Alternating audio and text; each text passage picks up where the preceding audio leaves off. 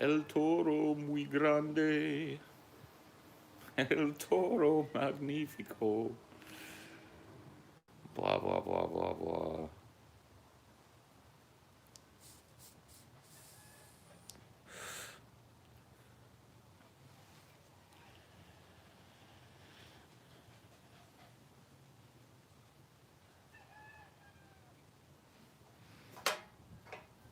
Hello, hello, hello. Good afternoon to all of you.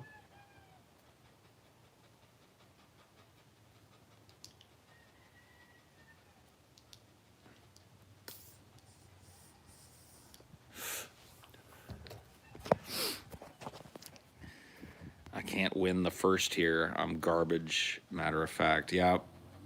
Can't do it. Why were you being so cruel to Santa? What are you talking about, dude? I'm not cruel. Never been cruel to Santa in my life. Hope that turkey sandwich was worth it. It was. It was delicious. Santa brought me that turkey sandwich. Actually, it was Amelia that brought me the turkey sandwich, but she's the hot Santa Claus.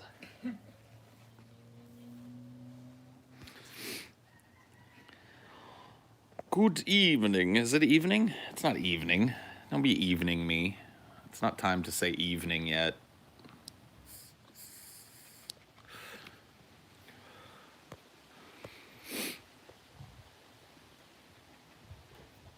Good evening. Yeah, it's like afternoon. Hungover from your eggnog and whiskey. Yeah, sugar and like lots of sugar and lots of alcohol. It's tasty. Not the best. Not the best thing to do though. You gotta pace yourself. Time zones and shit. Man, those don't exist. There's a sun above your head. Yep. The sky is blue where I'm at, so it's blue where you're at. Don't try and tell me any different. It's dark in NYC. It's because of all the pollution.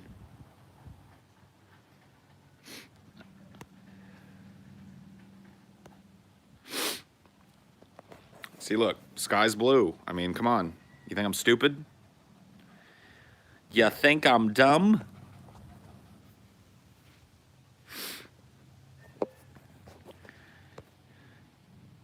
See, if the Earth is a plate, then the sun should hit it all at the same time. Yeah, exactly. The Earth is a flat surface, and the sun is hanging above it and rotates around it. Then we should all be dark and all be light at the same time. That's the way it works. The sun goes like this around the plate. When it's on the bottom side of the plate, it's night for everybody, and then when it's on the top side of the plate, it's day for everybody. This is not tough. Or is it on top of the turtle? Well, yeah, but the flat plate is on top of the turtle. So when it's underneath, the turtle gets his belly warm, but it's dark for us. And then he goes back into a shell, and then the sun comes up, and we get the sun. And that's the way it works.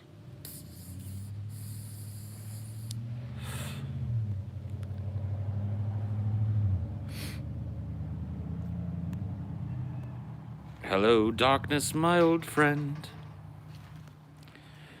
You're gonna make a big turkey sandwich right now? Damn, dog. Do you have all the fixins and stuff too? Can you make like a leftover sandwich, or is it just turkey? Is it just gonna be like a turkey club with lettuce and tomatoes, or is it gonna be like a turkey leftover stuffing, leftover this, leftover that? Cranberry sauce. Yeah. I don't know what kind of like Christmas dinner you do. What kind of turkey you? You better answer me or I'll ban you. Don't get me all. It's base turkey and bread. Oh, okay, cool. Yeah. No, that's fine. Cold cuts. Yeah. It's gonna ban you if you didn't answer me, dude. You don't come in here and get me drooling over a turkey sandwich and not give me the full descriptor. I want to know how thick it is. How many inches thick is it? How many of those inches is meat? And how many of those inches is toppings? And it better be 3 inches at least thick, or it's not a sandwich. Light mayo, please.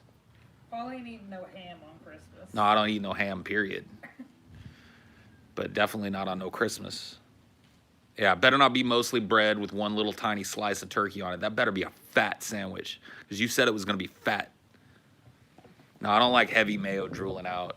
I like a little spritz of mayo on the bread, but like too much mayo it's gross, dude. The whole sandwich ends up tasting like mayo. You don't want that. Use it as the glue for the lettuce. Exactly. Your condiments, mayo included, are the glue for the lettuce and the tomatoes so that they don't come unstuck from the fucking bread. But you don't have to you don't want a ton of Elmer's glue on your sandwich. Just a little dab will do you. Spread it around. A little bit of mustard. Spread that around. Mayo and Thousand Island. That'd be pretty good, probably. I mean, I don't know if I'd need the mayo if I was doing Thousand Island, honestly. Like I don't think you like my weird turkey sandwiches with cream cheese and jelly. You never made no turkey sandwich, cream cheese and jelly? I have them. You eat them? Yeah. How come you never told me about this? I have. You never told me you made no turkey sandwich with no cream cheese and no jelly. Wait a minute. How have we been living together for like almost 2 years, and I've never seen you eat one of these, let alone mention one? Cream cheese and jelly? Yeah. It's a Cuban. A Cuban? Not. It's called an Elena Ruse. An Elena Ruse? Yeah. You got weirded out by my stepdad's hot chocolate the other day. Well, that's true. That's because he puts cheese in it. He put pepper jack cheese in his hot chocolate. Cream cheese and jelly is crack. I like cream cheese. I like jelly. I'm not sure about adding the turkey in there. That's the only thing but I'd try a bite. All right, next time I make it, you can have some. Yeah, next time you make one, save a bite for me and I'll try it. I'm willing. Been holding out on me? What other kind of crazy recipes do you got? Hello, Mr. Naughty Priest. Let me see. Yeah, I somehow have missed that one. You have any other ones? I don't know. I have to think about it. Should have like a whole week where you make all your crazy Puerto Rican recipes. It's not Puerto Rican, it's Cuban. Well, I bet Puerto Rico uses it too. Who did you learn it from? What? I got it at a restaurant once. Oh, you I did? ate it. Oh, I thought your stepdad taught it too. No. No, Cuban and Puerto Rican. I mean, that dude does put cheese in his hot chocolate, so I figured Yeah, and then he has peanut butter on cheese sticks. peanut butter on cheese sticks. Yeah, you told me about that too. I don't know how I feel about that. Eggs are just chicken fingers for the morning time. No, they're not. Dude, a tendy and an egg, that's two different things. Yeah, I don't know, man. I'm trying to think if there's anything weird like that I eat. You make that weird bread pudding sometimes. Oh, well, that's just like taking cake and putting milk on it. Yeah. Like I'll take like a big piece, like if it's bread, like sweet bread and it's a little stale, I'll throw it in a glass and pour milk on it and like stir it up and stuff. I guess that's a little weird. It's like bread ice cream or something. Yeah. Peanut butter, mayo, and lettuce sandwich. My dad eats them, and I don't know how he does it. That is, man. Sometimes people have got some. They got some strange combos. Is it just a meme that women who are pregnant get hungry for strange combos? I mean, I don't think the peanut butter shake that my mom liked when she was pregnant was weird. My mom didn't have a weird one either. It was just like Burger King and a shake every day when she was pregnant with me. And she blames me for being fat, by the way. And so does the rest of the world. Dude, when I was in the womb, I was literally fed on nothing but Burger King and shakes for like the last... Such a big baby. Yeah, the last trimester is what she says. She literally every day would get in the truck after my dad went to work or on her way home from work. 'Cause she worked pregnant with me all the way up until like a week before she had me. Yeah. Got another naughty priest with his snack. Naughty Priest got a snack. What snacks you doing? Cheese Whiz on Oreos? Oh my God, Naughty Priest. Ugh. Oh man, well, I mean, there's no accounting for taste. Yeah, and he's like rich too. Yeah. Naughty Priest is rich as fuck, and he be eating like Cheese Whiz on an Oreo. That sounds like some straight up like hobo food. That sounds like jail food. Honestly. Yeah, it really does. You got something you want to tell us there, Mr. Naughty Priest? You got a record, do you? Not that it matters. Tuna and mac and cheese. I think you've seen that before. Tuna and mac. Well, tuna mac and cheese is like my mom used to make that back in the day, so that's not super weird. Maybe for some people maybe it is, but like tuna mac or chili mac, like taking mac and cheese, put something else in it, that's okay. Like when I was little, I used to like it before I realized that hot dogs could be grilled. My mom would boil hot dogs and cut them up real thin and put them in the mac and cheese. Yeah, mac and cheese and hot dogs. Yeah. Hormel chili and ramen noodles combo. Ooh. I don't know about that, dog. Number 1, Hormel chili. Ugh. Number 2, that on ramen. Ugh. Do you even use the flavor pack, or you just save the flavor pack and it's just the chili?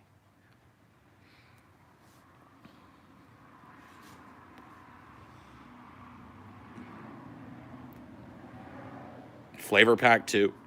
Gross. Ramen pizza, that's a thing. And I don't want my pizza to be noodly. Yeah. And I need someone that would just eat it raw, like out of the bag. Just crunch it. Oh, yeah. I've known people that did that too. They're fucking weird. I'm not eating no raw fucking... Now, if you crumble them up, a raw ramen, it's good on top of a salad. Like, it can add, like, a little crunch to a salad or whatever. I'm down with that. But, like, just grabbing a thing of ramen and crunching into that shit, no.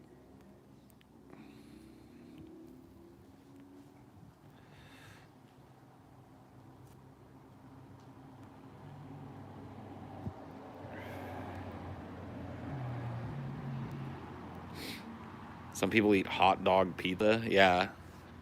Dude, hot dogs cut up is not a replacement for pepperoni on pizza. It just isn't. But I've seen it. I've seen it before. In fact, during the old days, the old bad days of my teenage years, when the stoner munchies would hit, that was one that we made a couple of times. We'd have like a cheese freezer pizza or something. Just cut up a hot dog on it and throw it in there. I mean, what are you going to do, man? You're stoned. You're hungry. You got the munchies. You're fucking 15, so you can't exactly, like, hop in your car and go get something, so you got to make do, you know what I mean?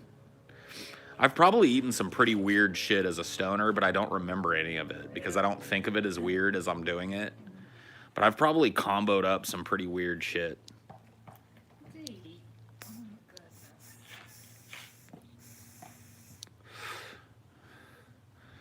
Like, I'd be willing to bet I've comboed up some weird shit.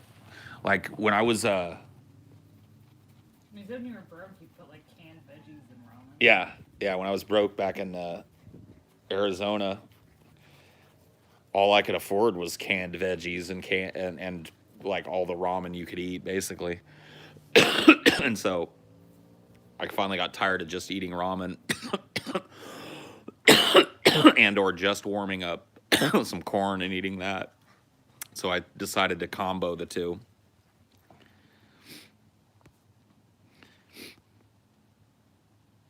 Anchovies and cottage cheese? No, dude, I don't eat anchovies. I'll eat cottage cheese, but I don't eat no anchovy. TJ had that weird applesauce and cottage cheese. Oh yeah, applesauce and cottage cheese, that's weird. He's eating like an 80-year-old. Yeah, that does sound like something that like they'd serve in a fucking nursing home or something. Here's dessert. Here's your applesauce with cottage cheese. Make sure that you chew it. Applesauce and pork chops. I've heard that's good. It actually sounds good to me. Like, I don't like the pork chop side of it, but putting a little bit of applesauce or having a little bit of applesauce on the side with some meat sounds okay to me. Like, that doesn't sound... What about apple butter? Have you had that before? I've had apple butter, yeah. Maybe apple butter and bacon, maybe. Well, yeah, because those applewood smoked bacons, or the maple bacon that you can get, those are sweet. They sugar up the bacon a little bit.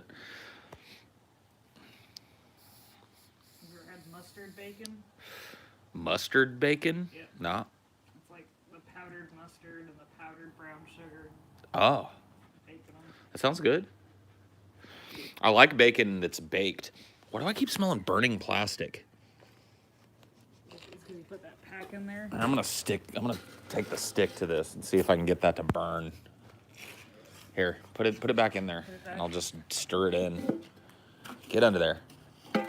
Get in there. Get into the hot stuff and burn. I know there's still hot stuff down there. So get under there. Keep smelling like little wafts of the plastic on this fucking cigarette pack. Get into there. Get it. No, don't stick to the stick. Get under there. Go. Okay, at least you go under. Sick of smelling you. There, that's fine. That'll probably help. It's a little stinky in there anyway. Probably dump it. Ding, ding. Had to wipe you guys off. Got ashes on you. I'm more concerned about the plastic fragments in me than the trees, yeah. Yep, see, there it goes. Any thoughts on Japan closing its borders to foreigners due to COVID? I mean, Japan's smart. Japan apparently doesn't want to spend the next fucking like 50 years battling COVID-19. So Japan's doing something about it. That sounds pretty fucking good to me. Israel bombed Iran overnight. Did they really? I wouldn't know.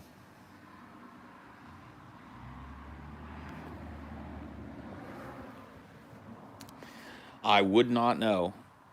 I've been not checking the news.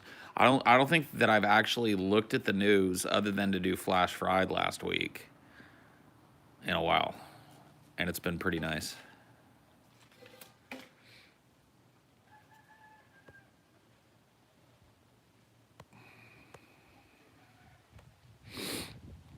The guy who made plastic should be the one saying, I am become death. Yeah, I am become death, the destroyer of worlds. Now here's your Sprite.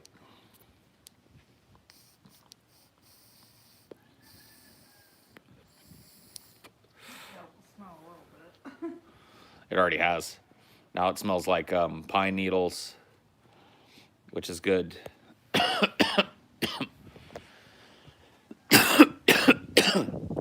Whoops. Dude. Even when cranked down like I crank them, these carts hit like a truck sometimes if I'm not careful. If I take too big of a little puff on them. I have to remember that when I take these little tiny puffs, I'm getting just as high. Yeah, whatever, little wax pen things. What's my favorite fast food joint? Overall, Whataburger. And that didn't happen until I moved to Texas and experienced the predictable 24-hour mediocrity of a Whataburger. I've never gone to a Whataburger and been disappointed by what I got. I've never gone to a Whataburger and gotten something gross, sloppy, or inedible. I've never gone to no matter what time either. You know, Whataburgers are open 24 hours a day. And you know me, being a night owl and shit, a lot of these other A lot of these other like fast food joints, you expect the quality sometimes to dip at night. Well, it can depend. If it's real busy at night, the quality can dip, and if it's not, then sometimes you get better quality. But Whataburger doesn't have that inconsistency to it. For whatever reason, the way they run their stores, no matter what, they do it right. Their food is always predictably mediocre, which is what you expect from a fucking fast food joint. First runner-up and a close contender would be In-N-Out. They definitely win if you bring the fries into it. Like, if you're not just going burger for burger, but if you're going burger and fries as a combo, then In-N-Out wins. Because Whataburger's fries are not great. It's a little basic one, I guess. Yeah. Tis. I don't know if we need it right this minute, but Oh, it'll be ready when we do. D, why do you keep doing it? We're going to put it up. 4x4 animal style with the fries. Dude, I can't eat a 4x4, but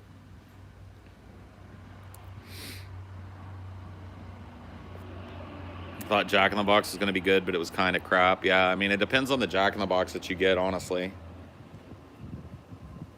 If you get a... Huh? That's true. We had some Jack in the Box. I got a sourdough Jack. Tasty, tasty. Smash burger. I think I've had it, but it wasn't memorable, so I'm gonna say it's not on my list. A&W chili cheese fries. Dude, it's so hard to find an A&W anymore.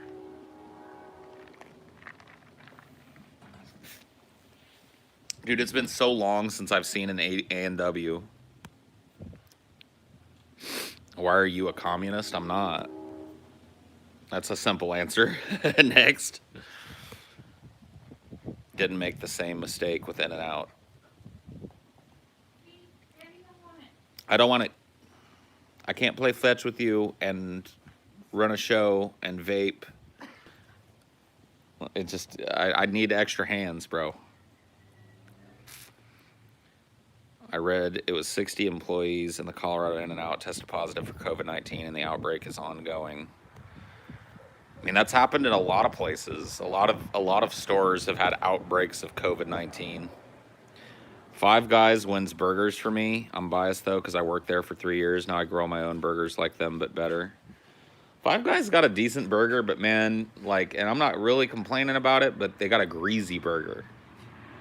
The Five Guys burger is when you're in the mood for a really greasy burger. Because that is what they are, dude. They are just grease with grease. Rally's is kind of like that, too. Yeah.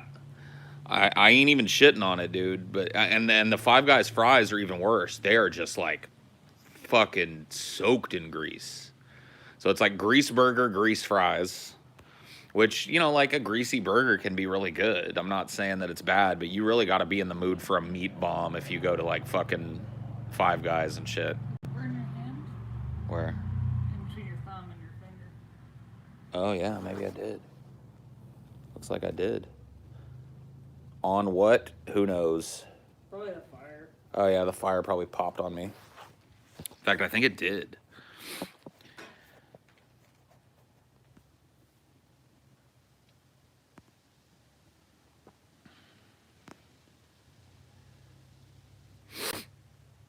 Yeah, like I said, I like a Five Guys every once in a while, but it's definitely not a place that, like, if I was living in an area that doesn't have them, I would miss, you know? Like I do Whataburger or In-N-Out when I'm in an area where those things are not available.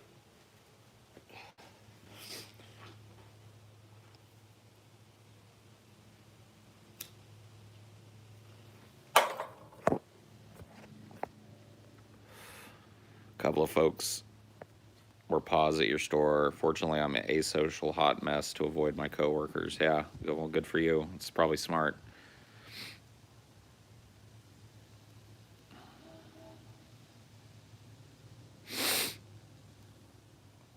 I mean, there should be no question about it. There should be a national mask mandate that's enforced by law enforcement. So if somebody walks into your store, you shouldn't have to do that awkward, like, I'm going to stand back from them and hope that they don't infect me shuffle. You should be able to ask them to leave, and if they don't, call the police and have the police come arrest them. Yeah, like you shouldn't have some poor Walmart person just standing there and taking body hits. No, there shouldn't be a Walmart person with a mask on standing there with anti-maskers yelling in her face all fucking day long. That makes no fucking sense. There should be a national mask mandate until the end of this goddamn fucking pandemic in all public places. All restaurants. All fucking... Any place where 2 or more people congregate, there's a mask mandate in effect in public. And if you don't abide by it, you get cited. And if you continuously don't abide by it, you go to jail. And that's it. That's the only way to get through to people. That's the only way to get these, like, LARPers that think that it's some kind of fucking liberty move to not wear a mask during a pandemic to actually wear it. Because those people are only brave when there's no consequences for their bravery. As soon as their bravery gets consequences, they become pussies.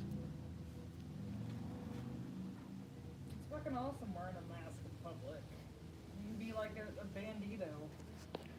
Whatever, like here's the thing. However you feel about wearing a mask in public, it takes 3 seconds to put it on and 3 seconds to fucking pull it off when you're done.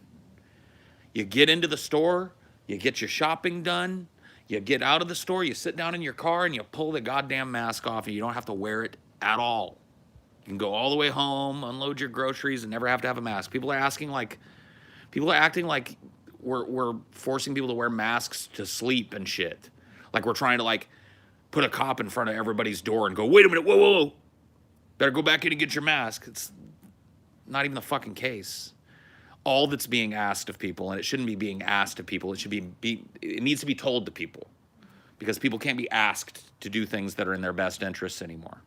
So it needs to be told to people that if you're going to go into a public place where 2 or more people congregate, you're wearing a mask. And if you throw a big party and the cops show up, and there's nobody wearing masks, guess what happens? Whoever's property that party is on gets a big, fat super spreader fine. And all of that money goes right in the bank to help expand hospitals and make sure that treatment happens. See how it works? Then all these flag-waving, I ain't putting no mask on for nobody liberty warriors, like as soon as they can't go to Walmart and get their cheap shit, all this anti-mask shit will go right out the fucking window and they'll tie a bandana around their stupid fucking heads. I think it was like in India or something. They had people not wearing masks, like big graves for COVID Yeah. victims. Yeah, put them to work. Yeah. Somebody that's like been cited 3 or more times for anti-maskers, now you've got community service digging graves for the COVID dead. That's what you got to do. People can't be trusted. People cannot be trusted when it comes to like their decisions affecting your health. They can't be trusted. It's the same thing with guns.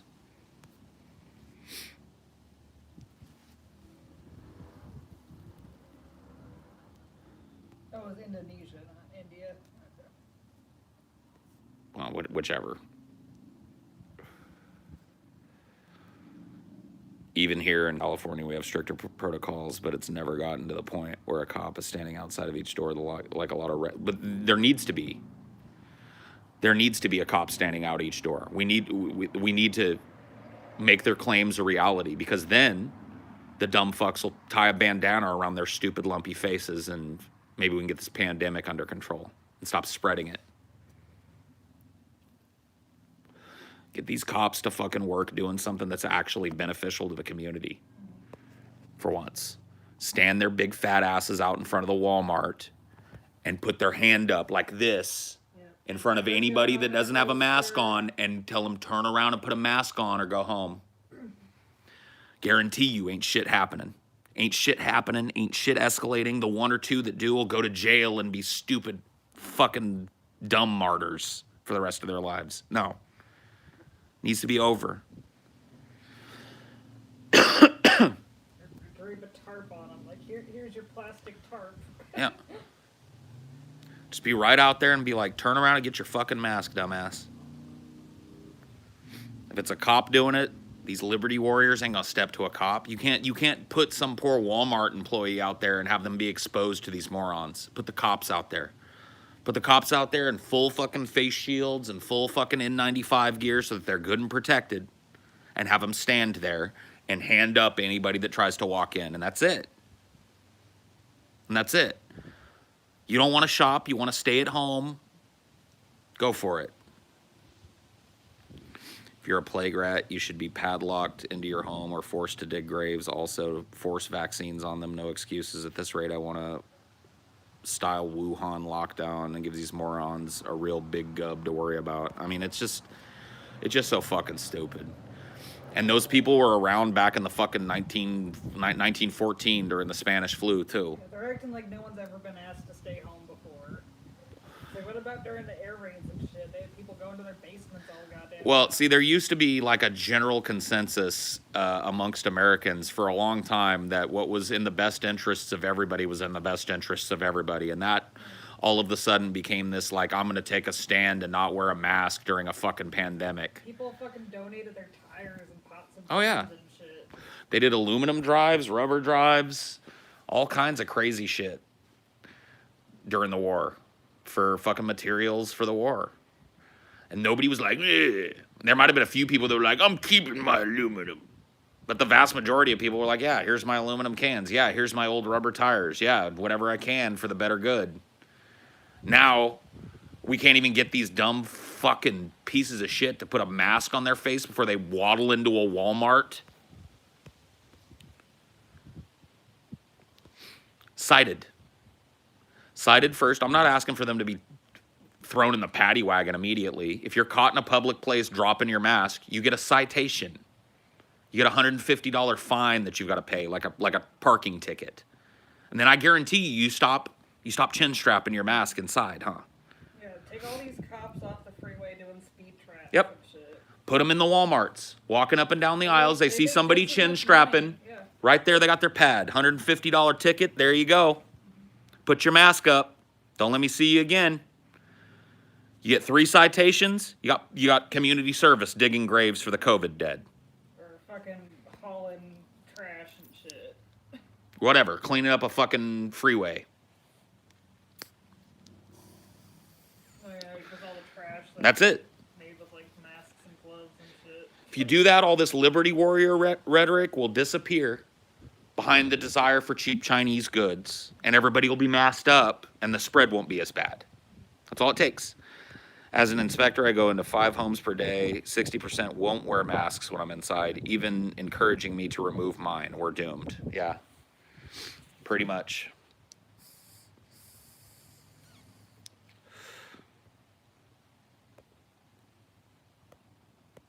Again, cops doing their jobs and not just harassing drug users and black people. Too much to ask, apparently. Yeah, cops actually doing something to serve the community during a fucking really trying time. Put them to work at soup kitchens and standing in front of fucking places making sure people aren't spreading this shit.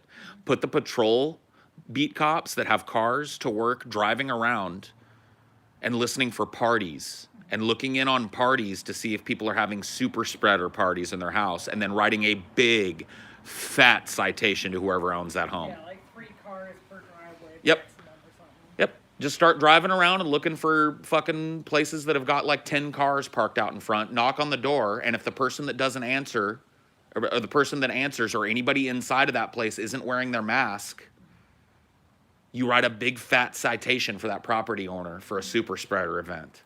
And you send everybody home. Just like you do when they're playing music too loud. You do this shit for 6 months, and we'd be under control.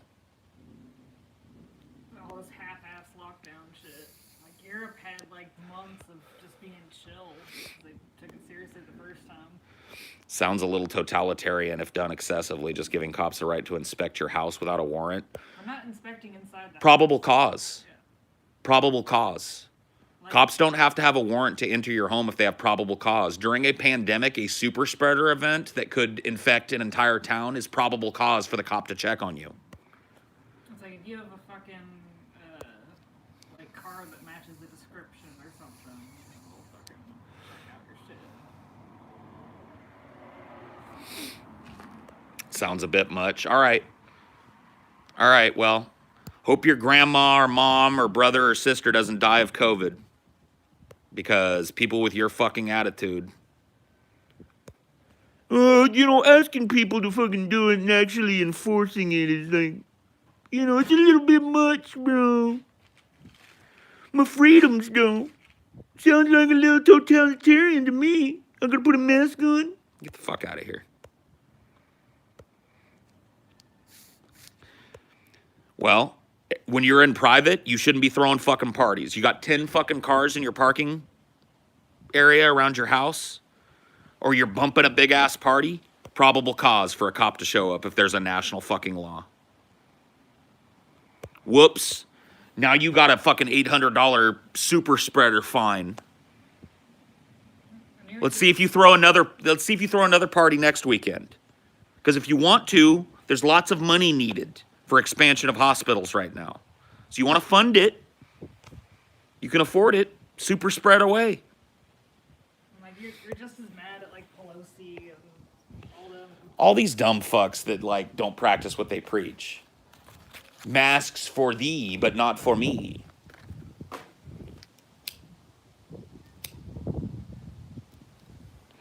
%100% compliance. No excuses. Medical excuses only. Legitimate medical excuses only. And then those people should have like people that are willing to run out for them. There should be like a community service brigade to run out and shop for people who are immunocompromised or breathing compromised to the point where they can't wear a fucking face mask or a face shield. I don't even know if there's a person like that exists, but if there is a legit medical reason why you can't face shield or wear some manner of face mask, then there should be, plenty of fucking money for those tiny little fucking exceptions to the rule.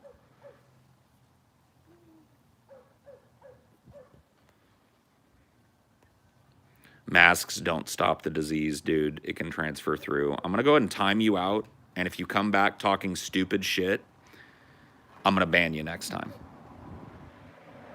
Nobody here is saying that masks stop the spread of disease. They're saying they slow it. Masks in concert with enforced social distancing is why New Zealand isn't spiking right now and why we are. So don't get your dumb ass banned. Anti-mask shit gets immediately banned up in here. So if you've got that fucking opinion, don't express it in my chat. No freedom of speech in this motherfucker. Speech is enforced here. How many sacrifices have you had to make this year because of COVID?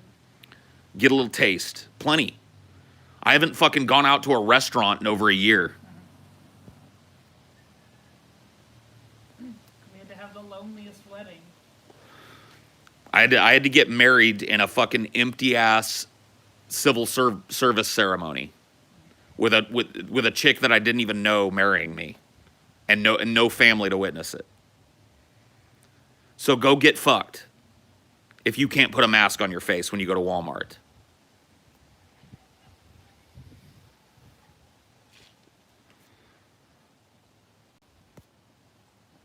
Yes, I'm married, Aldo.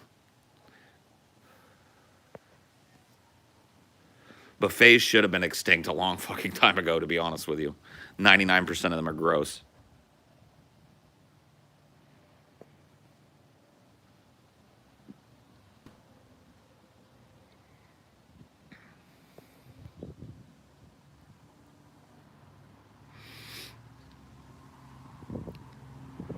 You got furries in full fursuits running around with their faces covered all day with no issues. These people can wear a mask for 30 minutes. No shit. Just pussy shit. I have breathing issues. Then stay home. Stay home and breathe. People saying like, oh, they give me infections. It's like, because you wash it like your underwear, dipshit. Yeah. I don't want a pimple on my face. Fuck you. Eat a dick. Every store should have someone sick with COVID near it. If someone wants to enter without a mask, the person with COVID gets to tell the person about how horrible it is. Oh yeah, that would work out. Let's like ensure the spread, Coleman. No. The truth of the matter is that a lot of these people won't do it until it takes somebody that they know or love, and even then won't do it. And so the only answer is to put the donut munchers to work helping the community for once. Rather than beating on black people, kneeling on the necks of black people, harassing drug users, pulling over people who are going 5 miles an hour over the speed limit, maybe we put them to work protecting the community from stupid asses who are spreading a fucking deadly disease around during an active global pandemic. How about that? Increase the police already have that authority, dipshit. The police can already cite you for nonviolent offenses. What more authority are we giving them, dumbass? I'll wait. Yeah, it's like, oh, You're on the verge of a ban, fuckface. I'm just letting you know. The next thing you type better be real smart. It better be real smart. Wasn't smart. See you later, bitch. Next.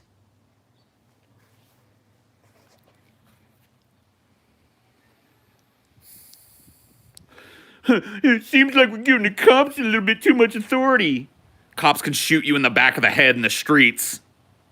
What are you talking about?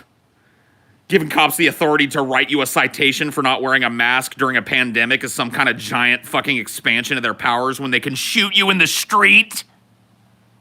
They shoot you in your own Get ass dunked. home. They shoot you in your fucking home. They can shoot you in your fucking car. Get dunked on, bitch. Come up in my fucking chat speaking stupid fucking nonsense. Reserve that for people who care whether you watch them or not, motherfucker. I give a fuck. You're a booger to me. The fuck out of here.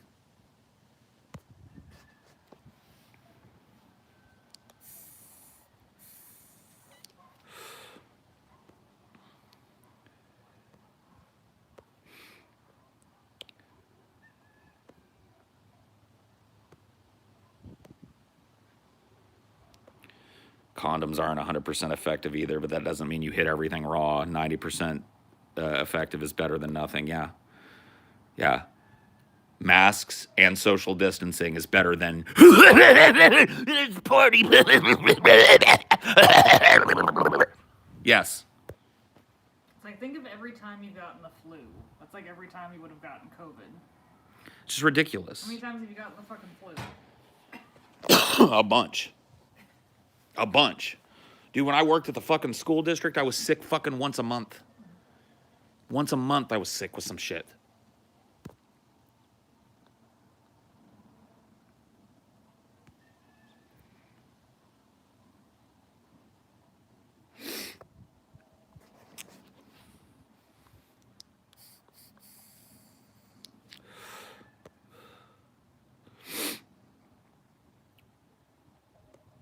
Oh my God, dude. And I was like, you gotta understand, like I was the fucking there's something that you guys may not know about technology. It is one of the grossest fucking things on the planet. It's basically like a toilet seat, but worse. When you have multiple people using a keyboard over the course of a day, or one person using a keyboard over the course of constantly, but never washing it or cleaning it up at all, you've basically got a toilet. A full-blown toilet. Like, not this toilet seat, but like the fucking nasty. Like the shit crap out. underneath the thing and the stain running down the side. You've got a toilet. And it was my job to work with toilets all day. I would pick up a bunch of toilets and move them to another room and plug them into other toilets. It was a nightmare. You speak truth. Mad love. Thank you.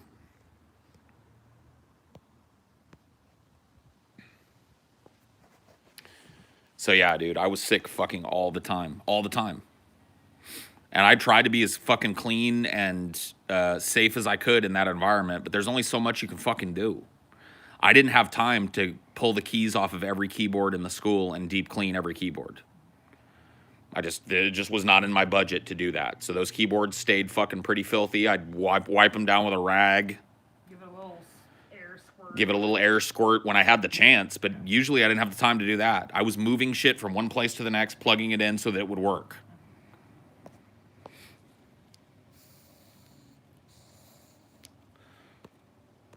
And I was sick, no joke, once every couple months, probably, at least, with some kind of fucking respiratory infection or some kind of horrible cough or the flu or some kind of stomach bug that would last 2 or 3 days or diarrhea. It was constant. I thought that I honestly was just a dude that was prone to getting sick until I quit that job.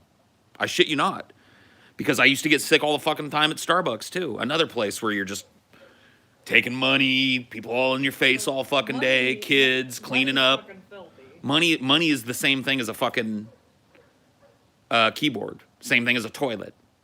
It's got piss, shit, cum, drugs, blood. It's got every type of virulent agent on it.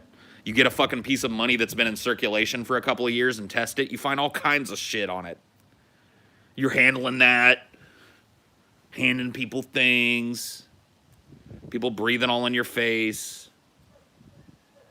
It's just like,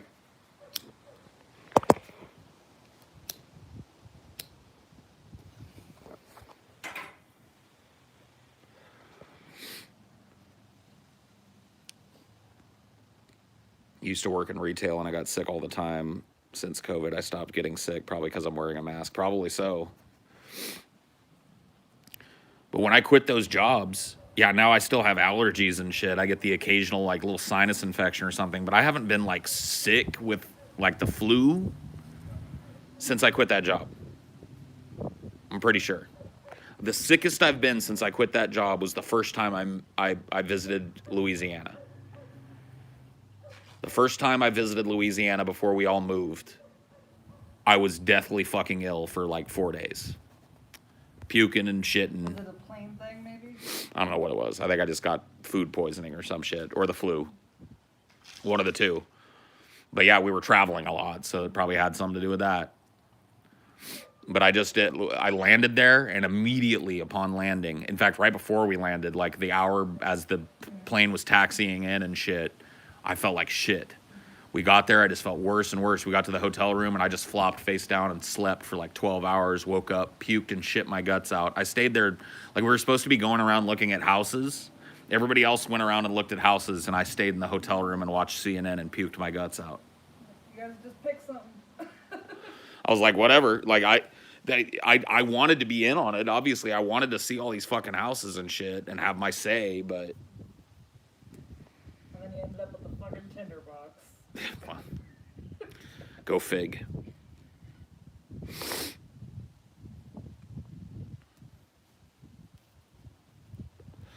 I think a lot of people will permanently wear masks from now on. I mean, they've been doing it in Asian countries for a long time, and not just for pollution reasons. They've been doing it to slow the spread of the flu and the common cold and just all the dirty things that happen in big public areas. Like, it's very common to see people in China, pre-COVID, out in public wearing masks. Japan, South Korea, same thing. Very common to see people when they're out in very public places and crowded places wearing face masks in those places.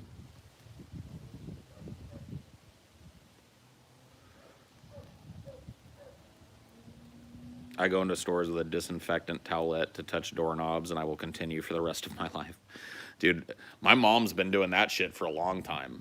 She carries the little moist towelettes in her pocket, and if she has to touch a door or something, especially a bathroom door, she's like, she'll get it out. You also got the pokey sticks to like press the keypad numbers. Oh yeah, dude, I want a shillelagh, because I'll open all the doors that you can push open with a shillelagh. Or shillelagh the door open.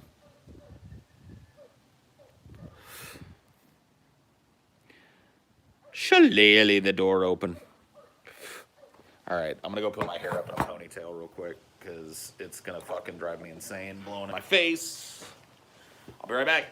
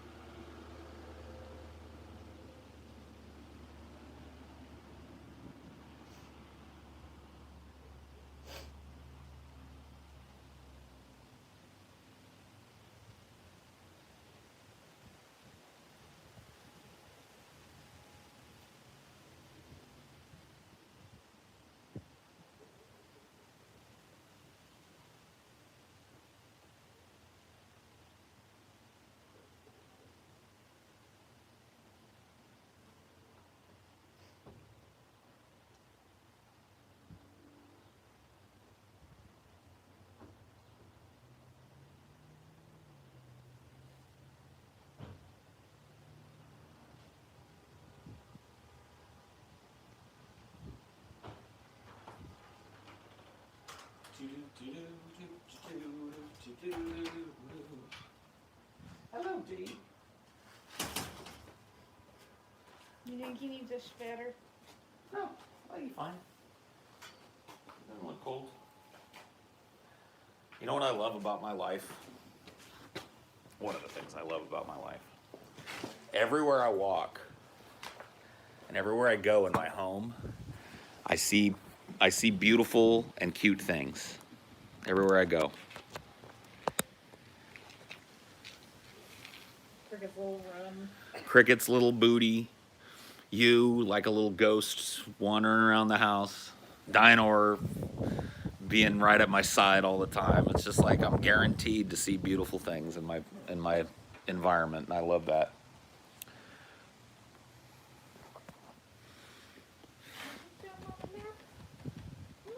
It's like I can't do it. I can't do it, Mama. I can't make the jump. I want the ball. Hair looks good back. Dude, I gotta tell you, I learned a lot of tricks. When I first started to grow my hair out, I learned a lot of tricks from like female fans in the community. Like they started sending me unsolicited advice, but for once it was actually really good advice. They were like, hey, Paul, you can do this with your hair. I remember I was talking to somebody, I can't even remember who it was. And they asked me like, how often do you wash your hair? And I was like, every day. I wash it every day when I shower. And they're like, oh, no. Gotta stop washing your hair. And then I was like, but then it gets greasy. Like after a couple of days, it gets greasy. And then they're like, ponytail. That's what you do when your hair is feeling greasy. So that's a dirty secret. Do you want to go inside, D? I'll do a couple more. Because we're not going to play fetch all day. Oh, yeah, I can twirl it up in a bun. That's basically what I've got it in now, kind of like a messy back bun or whatever the fuck. But I can do the bun thing. You know what I mean? I got all the tricks now. Random, but has your cyst ever returned? I have one on my tailbone that needs dealt with. And I remember a vid where you mentioned having one. That's called a pilonidal cyst. And mine, thankfully, has never returned.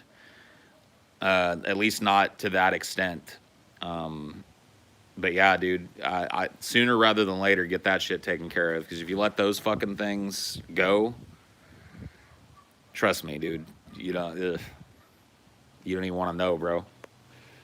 Go get that shit looked at post haste and just let them cut it open or whatever the fuck they got to do and get rid of it for you. Because you do not want one of those going fucking out of control on you.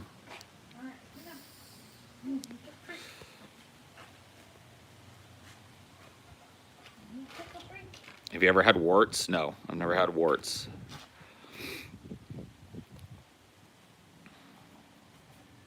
Oh yeah, dude. There's like I remember being told when after I came out of my surgery, and because I had to have like not physical therapy, but like routine visits with the doctor to make sure that my mobility was okay. At like weeks after the surgery, because they had to cut me open so big. You couldn't walk. I could walk, but it was so painful. Like I could get to the toilet and just barely sit on it. I could stand there and pee, and I could lay in bed. Those were the three things I could do. And I started having routine visits with the doctor to work on my mobility and to give me some exercises that I could do to help with it and all that shit. But yeah, dude, I was down for a long time with that shit. Like 3 months. Laid up. And they just carved out your whole fucking... Just a huge... I mean, I wish I had taken pictures of it so I could show them to people. It was fucking insane.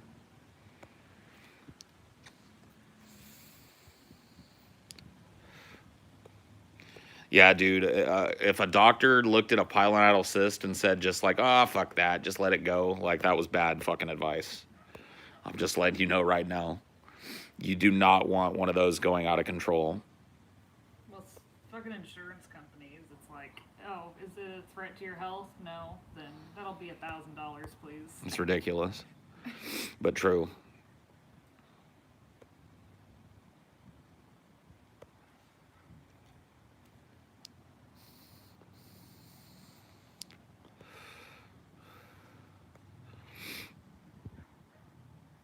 Oh yeah, planner's warts. I've never had one, but I've known people that had planner's warts, and they're just like fucking impossible to deal with. Mine took like 5 whole years to get rid of. Yeah, I mean, some people just never get rid of them. Like they'll go back and have them dug out multiple times. They'll have them fucking taken care of multiple times, and they just never fucking. They never get better.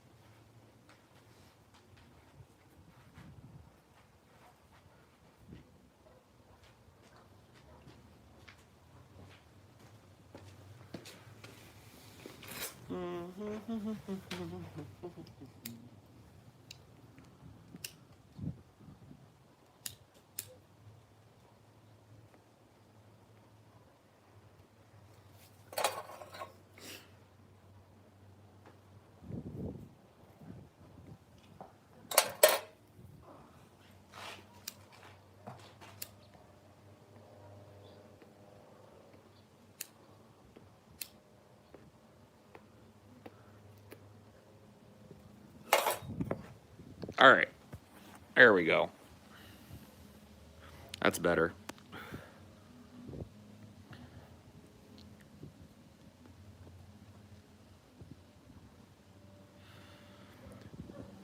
You want to see Paul's take on Santa next year? I think Scotty's up. Scotty's on deck. You got my take on Santa one year. You got TJ's take on Santa the next.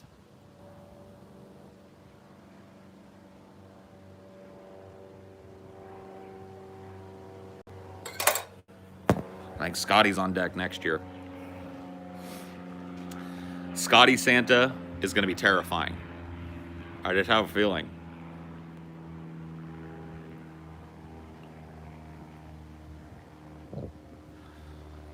I think Scotty Santa may destroy us all.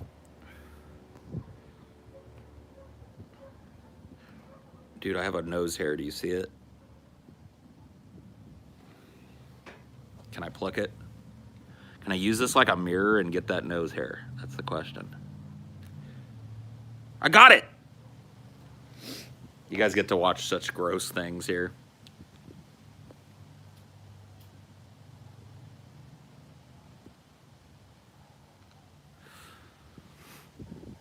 I wasn't about to just stare at a gangly nose hair all day. Can't do it.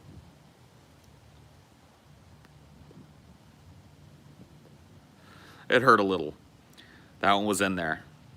I can't deal with anything in my nose that will start tearing up. Really? Yeah. I can pull nose hairs out, but it hurts. I have to do it every once in a while because like they want to like join the mustache. And as I get older, they're trying harder and harder. They're like, we would like to come out from the nostril and join the warmth of your mustache. And I'm just like, that's not the look I'm going for, though. You guys got to go. I need some hair. Hair in your nose is a good thing. But I need some of it, but I just don't want it. Did your eye water a bit? No.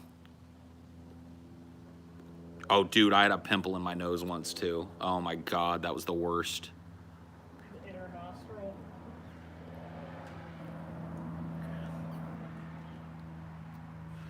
Right on the inside.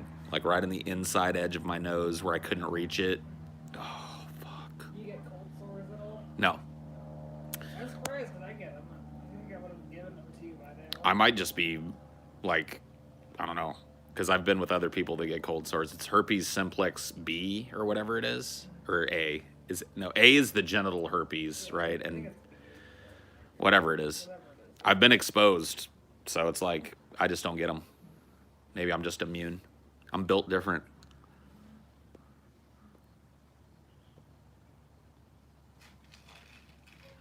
How's it going? It's going, man. How's it going with you?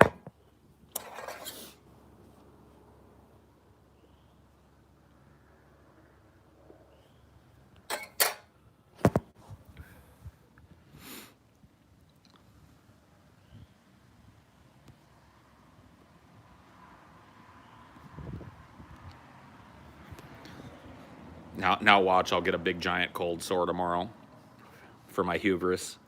Yeah, I haven't gotten any recently. Yeah, I mean, I don't know. You don't really kiss somebody who's got like an outbreak or whatever. Yeah. You know what I mean? Like, it's just, they don't usually come in for kisses. Pretty painful. So maybe I've just gotten lucky.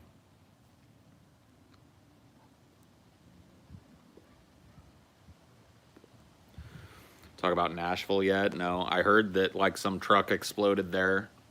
Cops are saying it was a purposeful event, and that's all I heard this morning. There's no confirmed suspects. There's no confirmed anything. Anything you see online is fucking bullshit right now.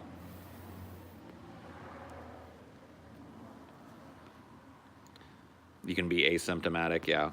That's probably what I am. An asymptomatic herpes simplex B plague rat. I don't know, Jessica. I don't know. A truck of some kind exploded in Nashville, and the cops released a very vague statement saying that they believe it was a purposeful event, but haven't released anything else.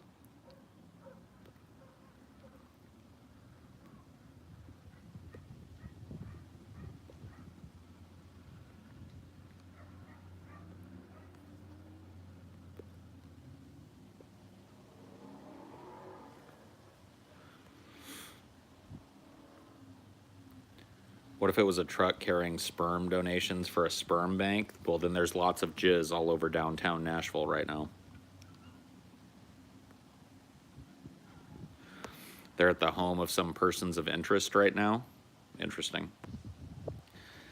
3 injuries, no deaths known of, happened early, and the area was mostly business. Yeah.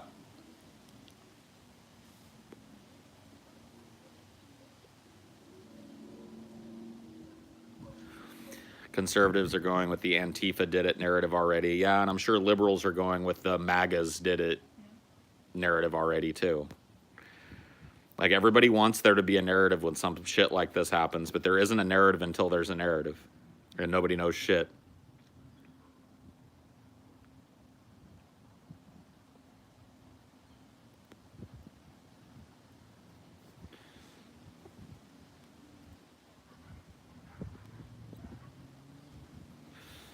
Targets might have been an AT&T and a government building. Okay. Yeah, I mean, there's really not, like, we live in this 24-hour news cycle where we're, like, encouraged to sit here and discuss drips and drabs. It didn't used to work that way, and it's the discussion of those drips and drabs that lead to false narratives being spread online. And so I don't know any... I've seen, like, 3 names that were totally not. Right. I mean, like, people are fucking trying to point the finger. People are trying to point the finger at fucking organizations and political advocacy groups. People, you know, like this drips and drabs news cycle where every story doesn't come out as a full story, but it comes out as it's happening in drips and drabs with a bunch of speculation. Scotty's picture come out during a shooting once? Yes. Yeah. Like, there was a picture Scotty took holding an AR that ended up being used briefly and incorrectly as the picture of a mass shooting suspect. So I'm just telling you, like, why don't you do this? If you're worried about what happened in Nashville, wait 3 or 4 days and then read the news. Because in 3 or 4 days, people will know what happened. You guys don't remember that shit?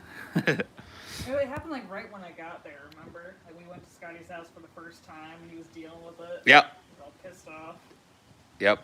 That happened, yeah, about, like, what was it, like August a year? 2019. Yeah, August. Yeah, August or September 2019, somewhere around there. It must have been August. Yeah.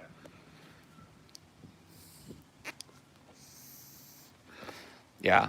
Somebody found that picture of Scotty smiling and holding his AR. And people were like, this is what we believe is a picture of the mass shooting suspect. Yeah, we covered it on the show. We covered it on Flash Fried. We put the picture up and all that shit. That happened a long time ago.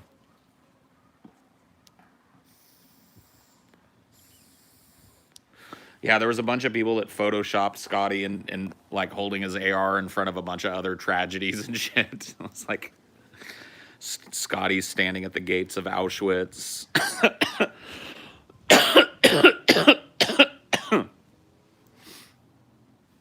Scotty's standing out in front of a church. How is that legal? Seems like it would be slanderous. I mean, if Scotty had, they posted a retraction almost immediately. It was only up for just a very few minutes. But if Scotty wanted to be a fucking litigious piece of shit about it, he probably could have sued that place. I don't know that it would have led to anything. Yeah, they would have had to name him. Right. They would have had to have named him and blah, blah, blah, blah, blah for it to be. But yeah, he probably could have sued civilly. He probably wouldn't have won.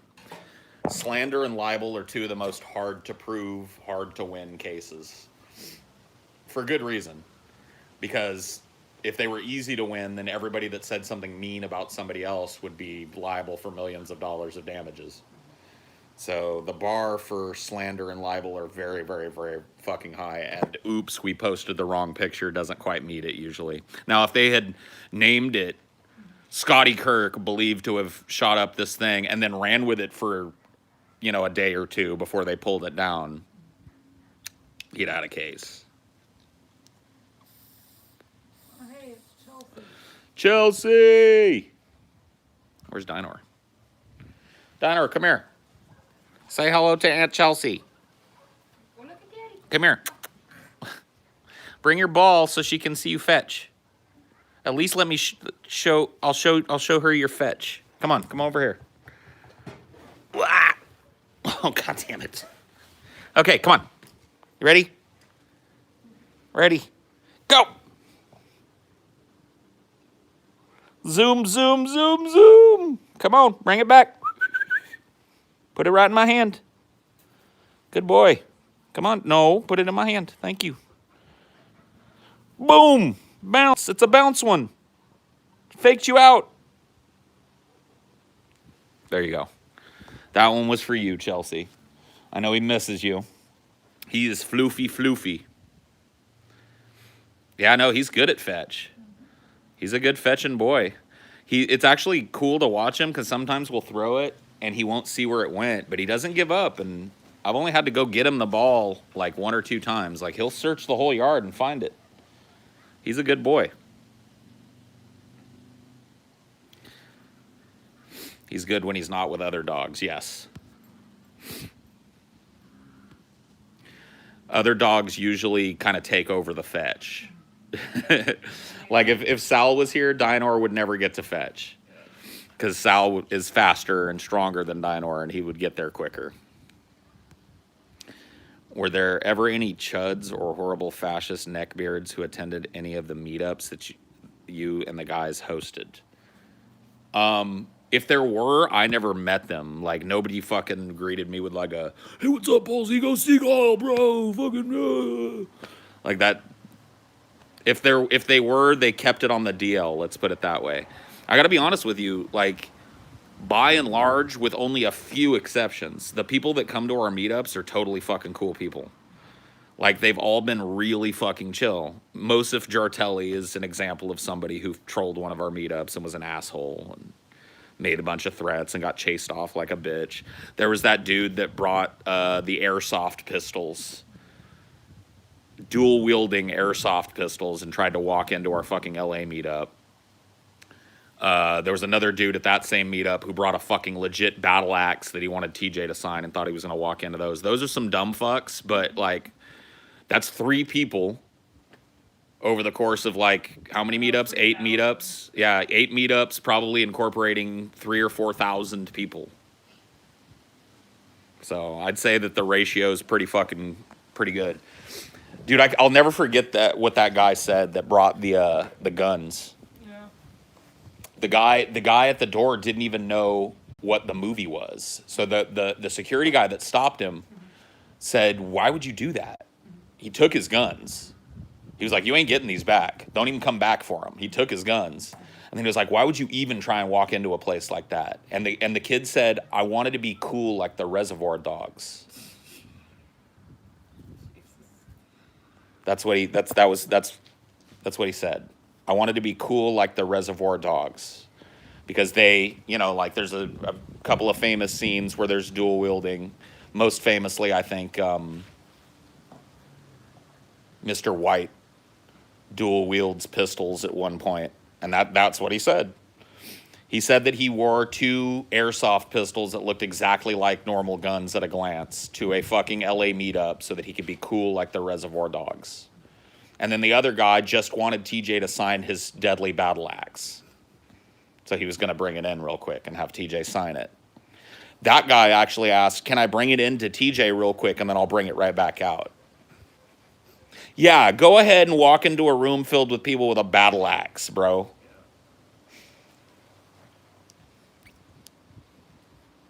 The battle axe is understandable? No.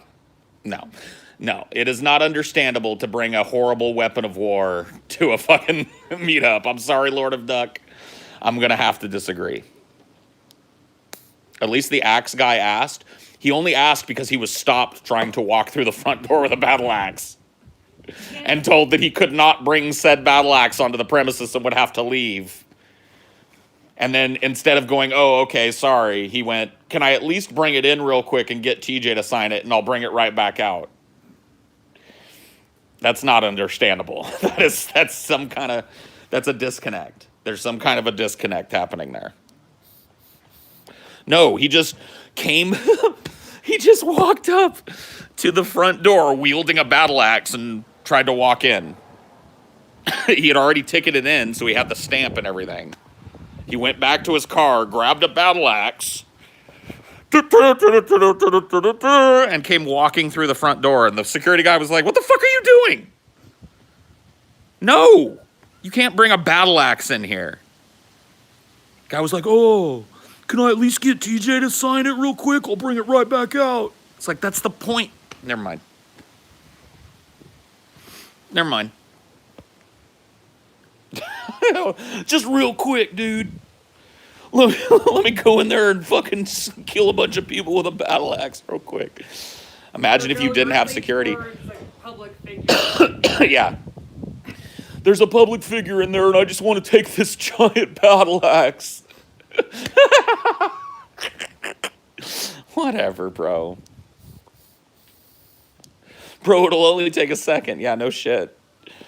The Axe of Whiterun. I meant it was more so understandable, yeah. Okay, maybe. I mean, those airsoft pistols weren't deadly.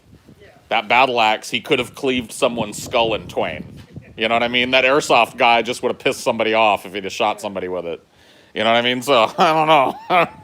I don't know which one's more understandable.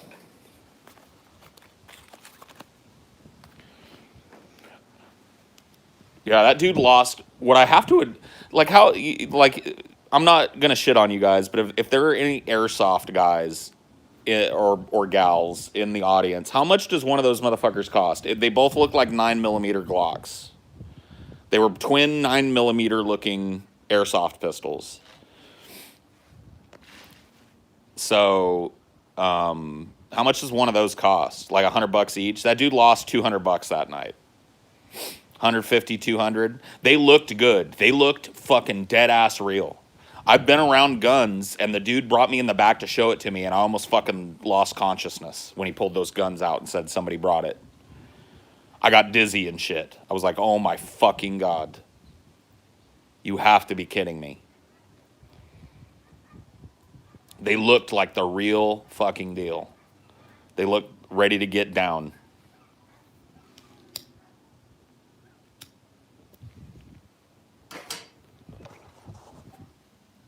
They were not plastic. They were like the carbon fiber looking gunmetal kind of matte Glock finish, black and gray. They looked exactly like most Glocks that I've seen.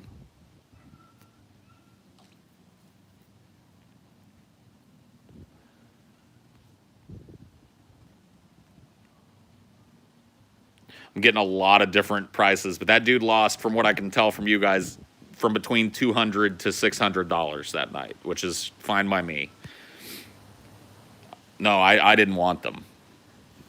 I was traveling. You can't take shit like that on planes with you.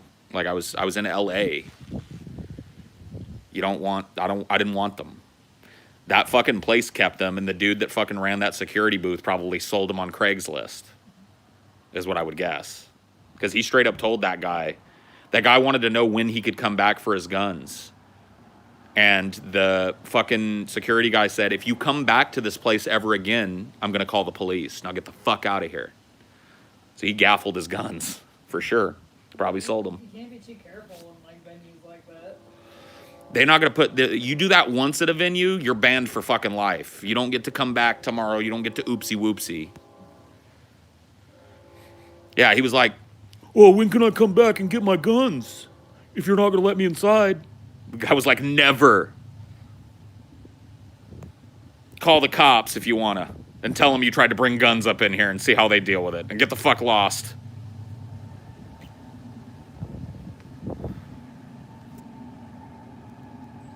And that was really one of only 2 of the meetups where we had any kind of security at all. There were, well, no, that's not true. 3. There were 3 meetups that had base security at the door. And about 4 that didn't.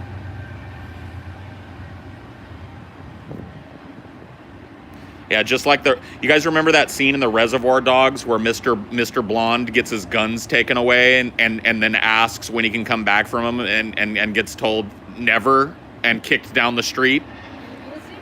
Yeah, he ended up looking real cool. You need to do it at Disneyland or something. Don't check them.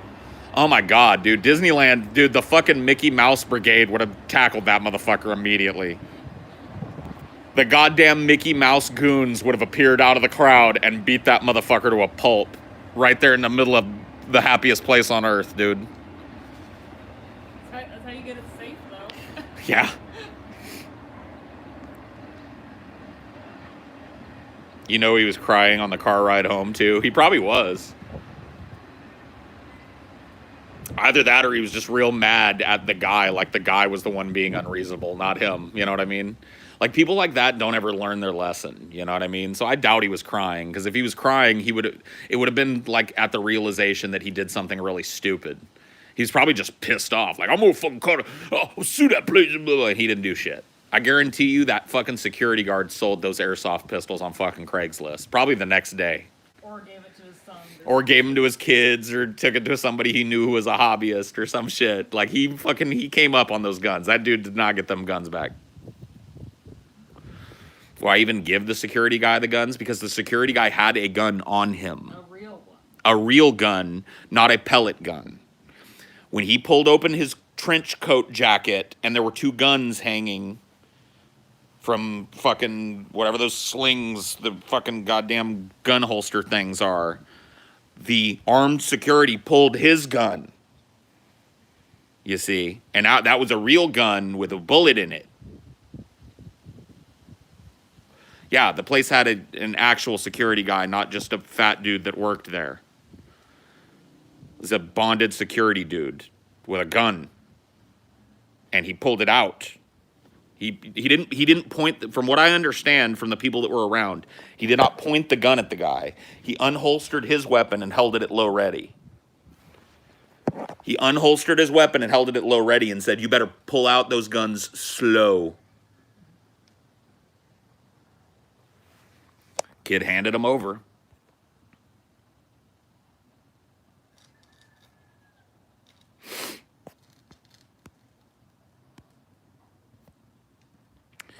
If you made the Brett docu, you could have called it An American Individual, and the poster is Brett's family looking sad, except for him in a MAGA hat. Hey, thanks for the $5.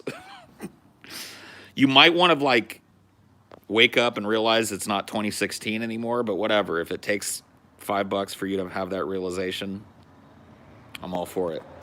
You give exactly $0 about any Yeah. antagonist. And make no bones about it, like, I will ban somebody who fucking donates stupid shit. So no more Manatee $5. There's no amount of money that lets you make another Manatee post in my chat, okay? Maybe 500.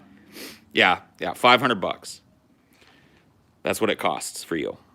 Or anybody else that wants to make a Manatee post and not get fucking bounced. Security guy probably saved that kid from getting shot one day. Probably not. That kid didn't learn no lesson. He probably saved up his money and went and got another one and ran around town strapped up with it. And he'll probably end up plugged one day at a venue. People like that don't learn.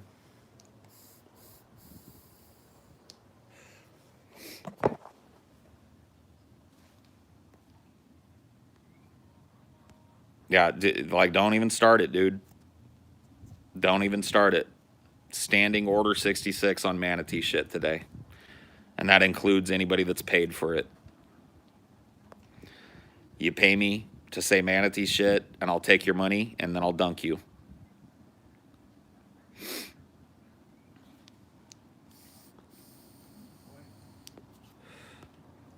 Started a chain.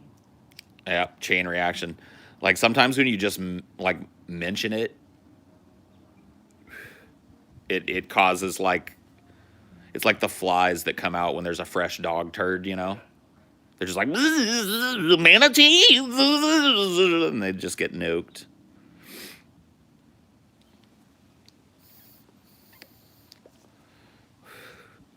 They just take a nuke. Shots are being fired. Yeah, dude, the great chat war of 2020 has begun, dude. We managed to go this long without it coming to fucking hot war, but it's happened, guys. Unfortunately, I've got a squad of killers. And you got nothing. Your eyes are behind your back, or your hands are tied behind your back. Your eyes are blinded. And all my killers got guns. Bring on the bands. Yeah, it's a bloodbath, dude. It had to happen. It had to happen, dude. The blood of the martyrs will water the meadows. Like I've never seen a propane tank before. Oh, the propane tank? Yeah, it's a propane tank. I live out in the middle of nowhere, and so there's a big old propane tank on my property, and that's how my water heater works, and pretty sure that's it. And your heater here. Heater, yeah. The heat is propane as well, so. A tank that holds propane? What could that be? You guessed right. Yeah, must have been a tough guess. I wonder what that could be out there. What a good idea. A tank that holds propane. Blow it up on camera? No thanks. If I blew that up, it would probably blow up part of my house with it. And then I would be liable for it, so no thank you. Yeah, dude, I don't want to, I'm not trying to blow up a propane tank. It's fine where it's at. Useful. I want to see a King of the Hill episode where Hank gets excited. Young people like propane, but gets sad when he finds out it's only for dabs. Oh, yeah, that would be nice. They do use a lot of propane now to make dabs. It's one of the ways that they, like, extract the THC or whatever. Reminder, your speech is closely monitored at all times in this chat. Infractions will result in swift discipline. That is true. Upon clicking watch this stream, you have revoked your freedom of speech.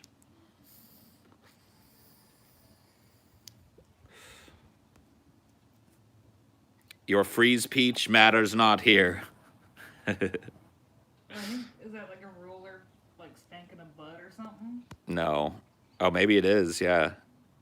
I don't know. Well, it's Shabiscuit. It is a ruler spanking a butt, yeah. Confirmed. Shabiscuits is here. Yeah. Shabiscuits and gravy. Yeah. How you doing, Shabiscuits? Screaming on Christmas like an insane person. Like a boss, dude. You told me yourself, dude. Christmas is fucking dono day. Yeah.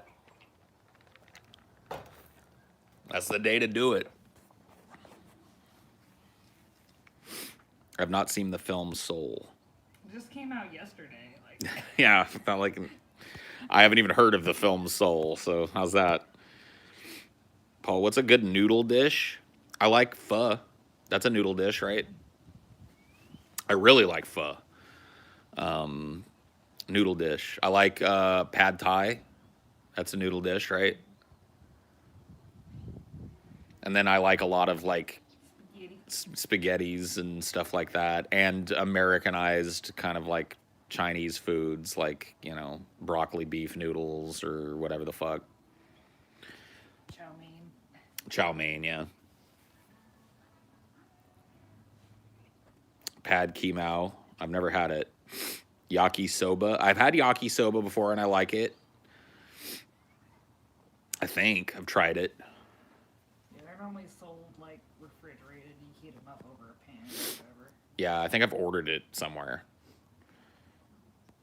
General Tso's chicken, dude. Yeah. Maruchan. Yeah, exactly. That's my favorite noodle dish right there. Beef teriyaki. Yes. Cheese noodles are big in Germany. You don't have mac and cheese. You just have cheese noodles. Cheese noodle? That's called mac and cheese, bro. Not cheese noodle. You gotta have the hollow pasta to hold in the cheese sauce. Yeah, dude, you can't have like normal ass noodles and just cheese. You gotta have a macaroni so the cheese can get all in there. Or a shell. Or like a shell, yeah, a shell. Something.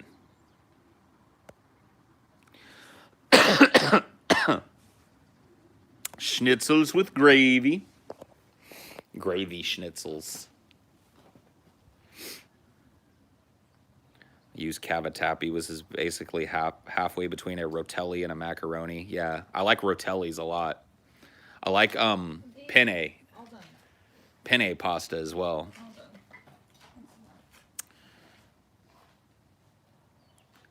Good al dente penne pasta is good.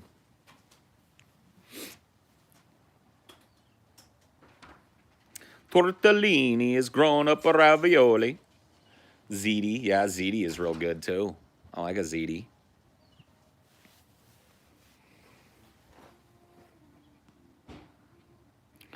It's hard to go wrong with mac and cheese. Even a bad one is usually edible. Yeah, that's true.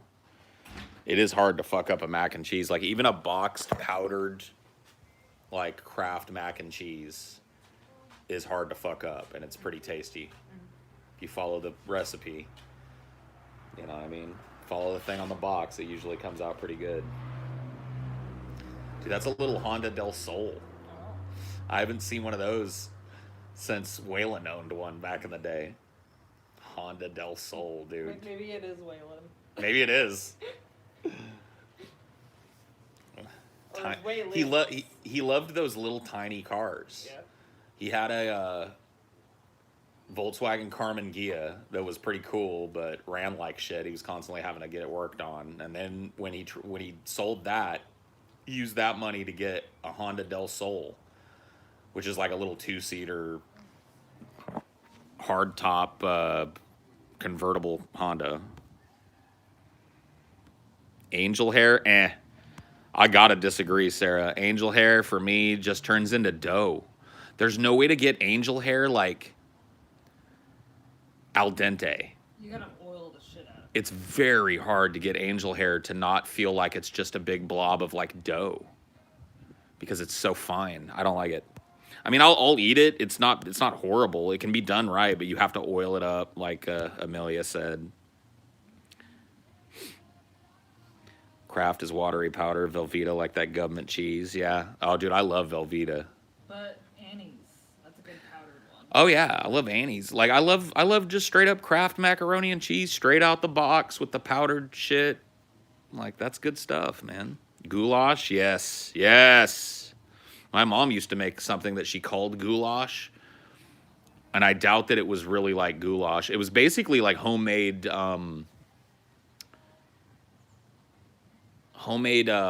hamburger helper, if that makes sense. Like where you make the noodles and then you make the beef. And she'd mix that up and call it goulash. I don't know if that's actually what goulash is. Dude, I'm telling you what, dude. A couple of you mentioned your grandma making stuff. I will tell you one thing that you should do.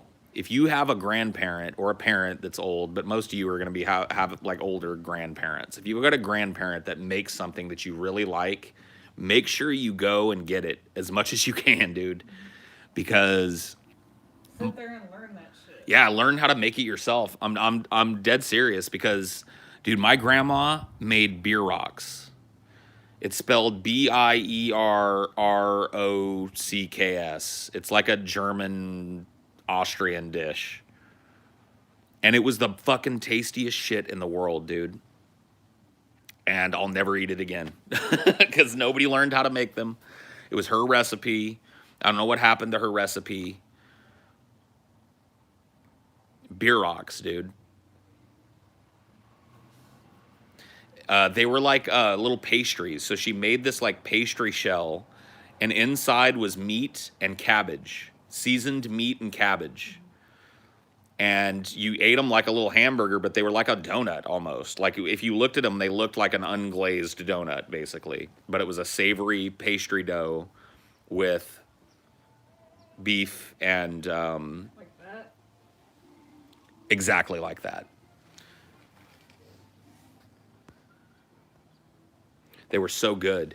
She made that every year, so she would make beer rocks and pizza every Christmas. Homemade pizza dough. I wish you could have tasted it. You would have fucking loved it. It was so good. Homemade pizza dough, and beer rocks every Christmas. Every Christmas Eve when we went to my dad's side of the family, when I was a kid, that's what I got. And now she's gone, and I have no idea what her recipe for either of those things were. I've had beer rocks since and been like, this ain't right. She had it right. The beer rocks, like, that I've had since have been too fluffy. Like there's too much bread. She had a really thin, but it was still poofy. There was still a little bit of body to it. Pastry dough around that filling. Oh my God, it was so good. And I've never tasted a pizza like hers since. She made like a homemade deep dish pizza crust and loaded it up with toppings and had a homemade sauce that she drizzled over it and the whole nine. And I've never tasted pizza like that ever. And I never will again, probably, unless somebody in my family saved her recipes. If she had them, she might have been just, doing it from memory. Love you too, Rodney. How you doing?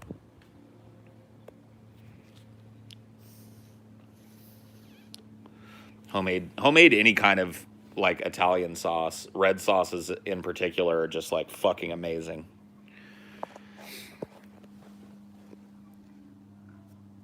Learning family-loved recipes is important. Yep. My grandmother knows the Krabby Patty secret formula, and she will take it to her grave. Oh, shit, dude. I don't know. You should try and infiltrate her house and find it.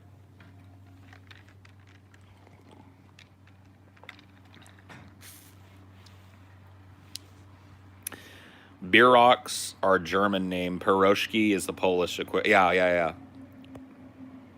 And pierogies, which are what? What are pierogies? Are they Greek?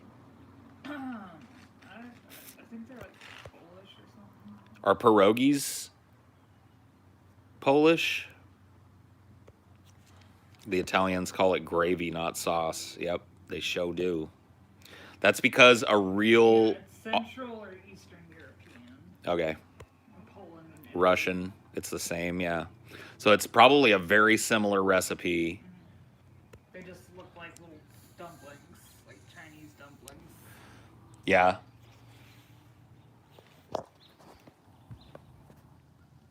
I wish someone in my family knew how to make a good pie. Once I get my kitchen set up fully again, I'm going to try and make cherry pies. That'd be dope. Dude, if you can learn to make a good-ass fruit pie... A lot of people don't know how to make those. A lot of people buy them out, They go to the grocery store, to the deli aisle, and buy a cherry pie, you know what I mean? How long have we been talking about food now? Jesus. The whole goddamn time. Yeah. That's what people wanted to talk about today, and I'm feeling fine with it. Are you hungry for a bit? A little bit, I guess. What do you want? I don't know. I don't know. I'll eat something later. I'll be fine.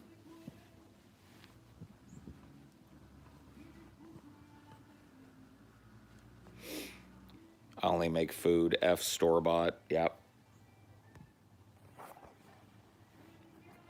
Good for you, buddy. Good for you. You win the gold star or whatever it is you wanted for that comment.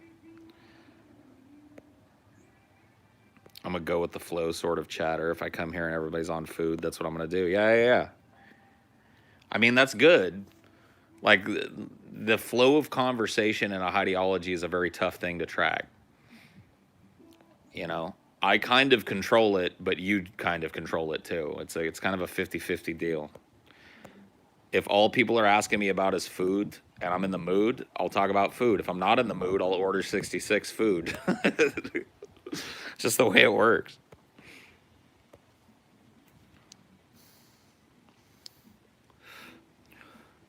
Making food is way cheaper and healthier, but I don't really know how to cook, yeah. Dude, Amelia's just like a naturally talented cook. I know how to make a couple of little things, so we have at least enough to like get by on, you know what I mean? Like Amelia handles 90% of the cooking. I throw in my little 10% here and there, maybe. You haven't even made me scrambled eggs in forever. I'll make you scrambled eggs. You haven't asked me for scrambled eggs in forever. Did. When? When we first got here, we had like a mountain of eggs.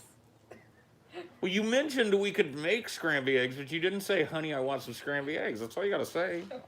I'll go make you scrambled eggs right now. Maybe later we'll do French toast and scrambled Yeah, eggs. you do the French toast. I'll do the scrambled eggs. Boom. We'll have breakfast for dinner. Sold. I do make great fucking scrambled eggs, though, dude. My scrambled eggs they're amazing, right? Mm-hmm.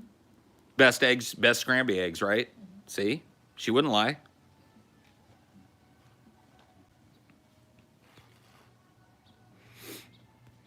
Dude, the key to scrambled eggs is low and slow, like so many other fucking types of cooking. Though when you get bad, rubbery, overcooked scrambled eggs, it's because the person was not patient. Really good scrambled eggs require ultimate patience. You have to sit and slowly stir them and let them fluff up. You never want them to get dry. You never want them to sizzle and bubble, because then you got an omelet or a fried egg or a really, really disappointing scrambled egg. Oh, I add milk. Just a dash. Just a skosh of milk or heavy cream if I've got it. Just a skosh, though. Not too much. You don't want to over milk it, because then the eggs get watery and shit. What about eggnog eggs? Oh, God. No. Maybe. Might be kind of good. Maybe not this time. Maybe. We could try them. I mean, I know eggs with, like, maple syrup are really good.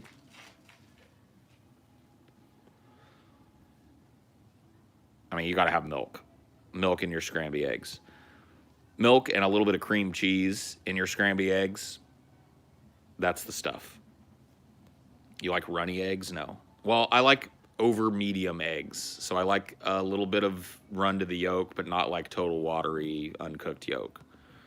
I like the yolk to like be real like You like where you dip toast in it? yeah, like almost like a syrup. Yeah. So it's cooked, it's started to cook, but it isn't cooked all the way through and hard. Like a thicker syrup to dip your toast or your biscuit in. Sunny side up. I don't like the jello-y egg whites that sunny side up leaves.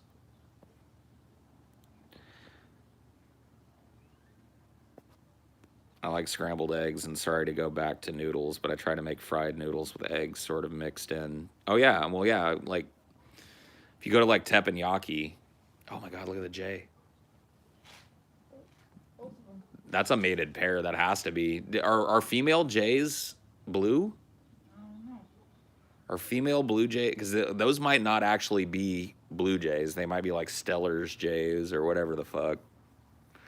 But they're blue as fuck, and there's a pair of them.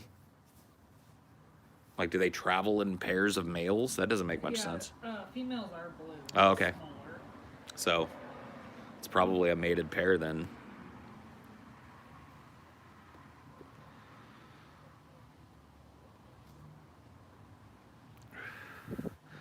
You can cook the whites on sunny side by using a lid. Yeah, you can, but they're still jello-y. I like the whites cooked through and the yolk with a little bit of run to it. That's the perfect fried egg for me. But my favorite way to have eggs is scrambled. I like to prepare scrambled eggs, and I like to eat scrambled eggs. I love deviled eggs. Yeah, they're great.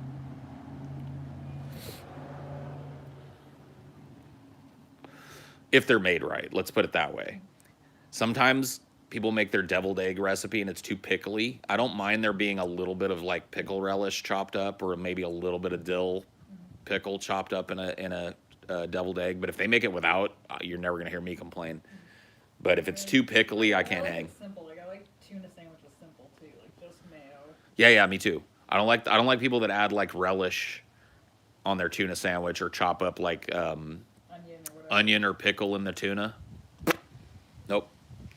I like just tuna with the mayo, mix it up, slap it on the sandwich, put some lettuce and tomato on it, and hand it to me. I'll eat it. Yeah, if it's too pickly, I can't hang, but otherwise, I'm a fan of the deviled egg. They're fun to make too. I've actually helped my mom make deviled eggs a couple of times. Get the boil eggs and then scoop the yolks out, make the yolks into the paste, and then put it back in the halves. You gotta have like a little squirt. Yeah, a little pastry pooper. Quit the fooding now? No. I like talking about food. I think it's a very human thing to talk about food. I think human beings going all the way back to even our pre-human ancestors probably had discussions about food a lot. I think it's a very elemental thing, dude. We'll talk about food until we don't want to talk about food no more, and then we'll talk about something else.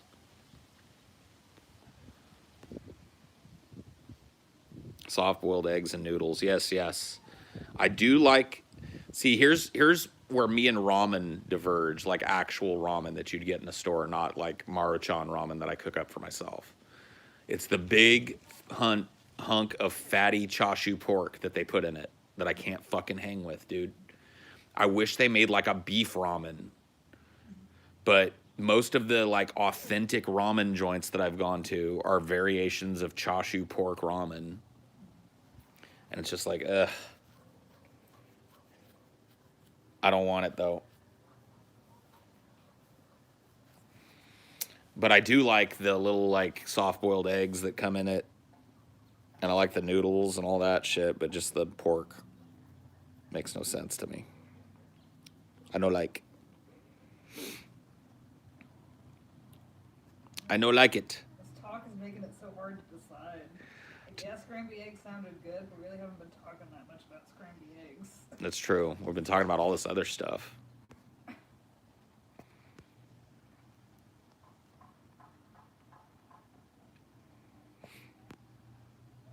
Well, ramen, I wish you could try it in Japan. The ramen in Japan is so much better. The ingredients are better. Maybe so. I don't know. I have to believe that you can get a reasonable facsimile here in America if you go to a really fucking legit joint. And I used to live by a really legit ramen place that kind of probably had to be legit because there were so many Japanese and Chinese and Korean immigrants there. And like, what are the demographics in Washington? There's definitely like twice as many Asians as Right. So Asians are the most numerous minority there. I think Hispanics Or are Hispanics are catching up. Yep. But it was the first time in my life that I've lived in an area that had a really sizable Asian population. And so my first exposure to some more like authentic Asian food probably was living there. Apparently somewhere in Japan they give the elderly a discount on ramen in exchange for them turning in their license and not driving anymore. That's cool.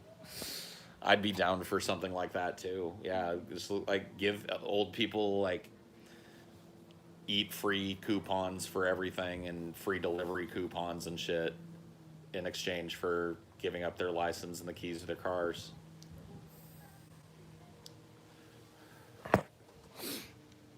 Hell yeah. Food for safety. I like it.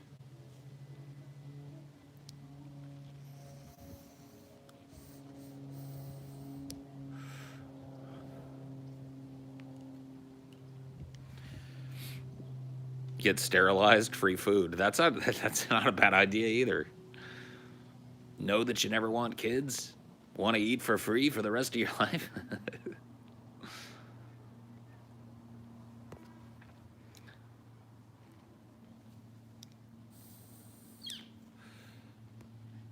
That's kind of sad, though. Why? Nobody's forcing anybody to do it.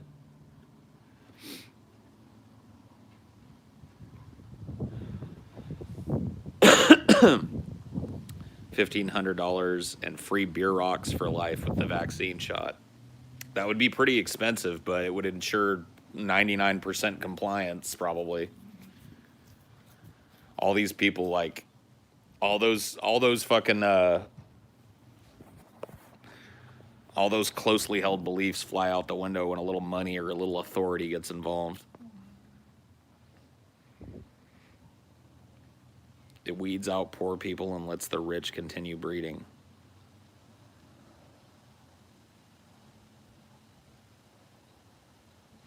Really old people shouldn't drive, yeah. One of the funniest memories that I have of moving to Arizona was getting my Arizona license, because I was all like geared up. I thought, well, I'm pretty young, so they're probably going to want to retest me. So I was thinking I was going to have to take a driving test and the whole thing. Nope. All they did was take my California license, take a hole punch, put a big hole through it, give it back to me, have me stand there, take a picture. And my license from Arizona, I don't still have it because I had to turn it in another state. But it didn't expire until 2077. Jesus. I got it in 1999. And it would... Was it a typo or something? No, that's just, they give forever licenses there. I see. And it's full of, like, literally Arizona is plagued by old people who are like 102 years old who are driving around like, because they got their fucking license renewed in their 40s or whatever. You know what I mean? It's ridiculous.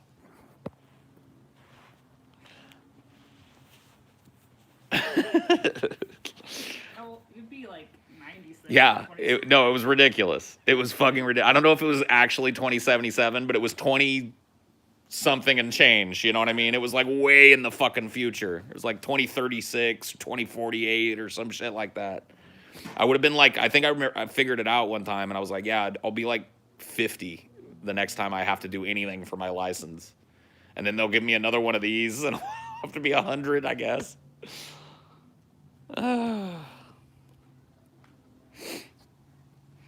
The reason for the Asians are bad drivers is that they moved here. They could not afford a driver like they could in their home country, so they learned to drive late in life. I don't think that's the case. I don't necessarily think that Asians are worse drivers. I think that the Asians that are bad drivers probably came from countries. Have you ever seen, like, for example, a traffic jam in China? Or a traffic jam in Southeast Asia?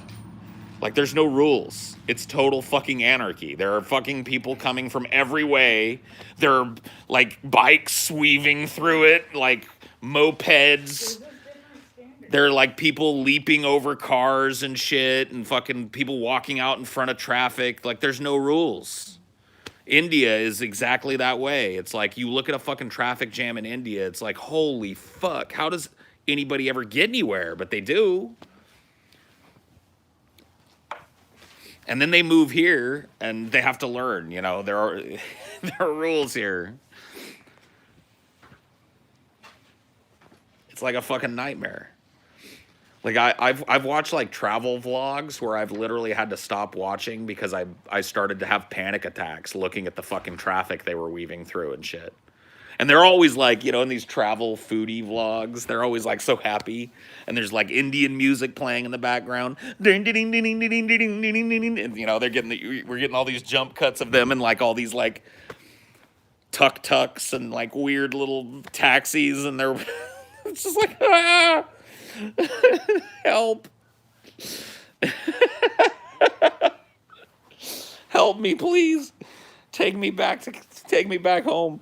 I can't do it.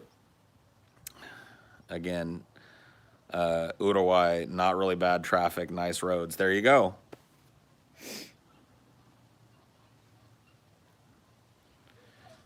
It's when you see a really expensive car with a terrible driver on the road. Maybe. I don't know. Glad I never got a license up until I learn about the cool places I want to go to. I don't know about that either. You should probably get your license. I get anxiety riding over highways in general. I mean, anybody with a brain in their head has a little measure of fucking trepidation about being on a fucking highway. You've got to know it's one of the most dangerous things that people do in their day to day. Like, you are more likely to die via car accident than pretty much anything else accidentally that could possibly happen to you during a day. You know what I mean? Like, that's just the truth. If you're a truck driver, then you know exactly what I'm fucking talking about then. You've probably seen some shit.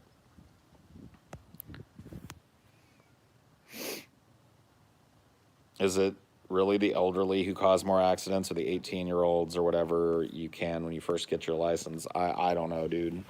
I think they're both to blame, to be honest with you. I think there's a lot of, like, young people that drive pretty shittily because they weren't properly trained before they got their license. And I think there's a lot of old people who just ain't cognitively there anymore. Only beaten out by heart disease and cancer, right? So as far as, like, accidental deaths that can happen to you throughout your day, driving is pretty much it. So everybody should have a little bit of fucking active caution when they're driving. What was the stupidest driver you've seen on the road? I don't remember. I got to be honest with you, dude. I've seen so many fucking stupid drivers in my time. I was almost killed by one. I've told you guys that story before, but just in brief, my whole family was almost killed by a stupid driver. A guy driving an army tanker, one of those big, like, fifth wheel army vehicles, was in a convoy and missed his turnoff, wasn't paying attention and missed his turnoff, and decided that he was going to flip a U on a 4-lane highway that was divided by a soft median so that he could get back going the other way at the top of a hill, and my family slammed into the back wheel of his giant fifth wheel doing about 55 miles an hour. My dad had about 2 seconds to put the brakes on. Almost killed my whole fucking family. So that was the stupidest driver I've ever had a run-in with, I guess. Yeah, well, I'm not going to tell the whole fucking gory details of it. You guys can go back and listen to that if you want, but you're an apprentice carpenter, you want an Irish walking stick. It has to be a true shillelagh. Must be a true shillelagh. Every time people talk about cars, it reinforces my want for more public transport. Oh, yeah, for sure. Or driverless vehicles to become the absolute norm and to take that fucking shit out of people's hands. It's kind of the same thing with people not wearing masks until they get into a horrible accident. They don't give a shit. Dude, we saw a fucking car accident. Now that I think about it, we witnessed a car accident the day we got married. We stopped somewhere before the Justice of the Peace, and somebody pulled out of a parking lot right in front of somebody and just wasn't a very fast one, but it was a car accident that required that one of the cars to be towed away. Just happens all the fucking time, dude.